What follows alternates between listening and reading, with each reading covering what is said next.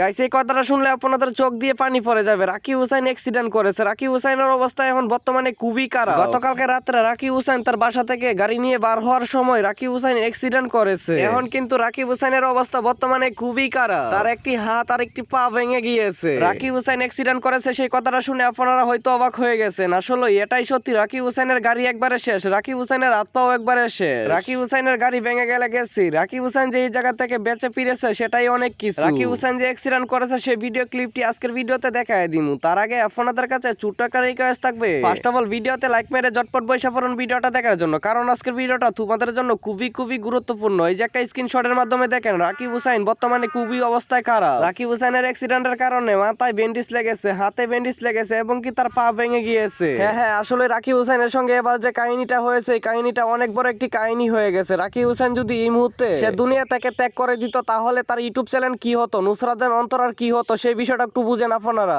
আমি একবার 100% শিওর এই কথাগুলো বুঝতে গেলে আপনাদের চোখ দিয়ে পানি এসে পড়বে। তবে রাকিব হুসাইনের অ্যাক্সিডেন্টের কিছুক্ষণ পরে নুসরাত জাহান অন্তরা কিন্তু লাইভে আইছিল। লাইভে এসে অনেক পরিমাণের কান্নাকাটি করেছে। আরে ভাই কান্নাকাটি করবে না কেন? রাকিব হুসাইনের কি হয়েছিল? রাকিব হুসাইন তো কখনোই এত স্পিডে গাড়ি চালায় না, গাড়ি চালাইছে ঋতু হুসাইন। ঋতু হুসাইনের কাছে দিয়েছিল একটু গাড়ি চালানোর জন্য। ঋতু হুসাইন কি করছে, এত জোরে টান দিছে, টান দেওয়ার কারণে এসে পিলারের সাথে বাড়ি গাইছে। বাড়ি গায়ে তাদের গাড়ির অর্ধেকটা ভেঙে গিয়েছে এবং রাকিব হুসাইনের হাত পা সেইখানেই ভেঙে গিয়েছে। আর হ্যাঁ, রাকিব হুসাইনের গাড়ি কিন্তু অর্ধেকটা শেষ। হ্যাঁ, রাকিব হুসাইনের গাড়ি গেছে এটা বিষয় না, রাকিব হুসাইন যদি এই দুনিয়া থেকে চলে যেত তাহলে বিষয়টা কিরকম হতো সেই বিষয়টা তোমরা একটু বুঝো। তবে এই জায়গায় একটা ভুলের জন্য অ্যাক্সিডেন্টটা হয়েছে। রাকিব হুসাইন যদি ঋতু হুসাইনকে গাড়ি চালানোর জন্য না দিত তাহলে কিন্তু এই অ্যাক্সিডেন্টটা কখনোই হতো না। আজকে এই দিনগুলো আমাদেরকে দেখতে হতো না। রাকিব হুসাইনের এত সুন্দর গাড়ি, এত ভালো গাড়ি কিভাবে কেমনে কি হলো, একবারে ভেঙে চুরে চুরমার হয়ে গেল। এবার রাকিব হুসাইনকে নিয়ে নুসরাত জাহান অন্তরা লাইভে এসে কি বলছে সেই কথাগুলো আমরা এক নজর শুনে আসি, তারপর কিছু কথা বলি। তার আগে আপনাদের কাছে ছোট্ট একটা রিকোয়েস্ট থাকবে, ভিডিওতে লাইক করে চ্যানেলটা সাবস্ক্রাইব করে দেন প্লিজ।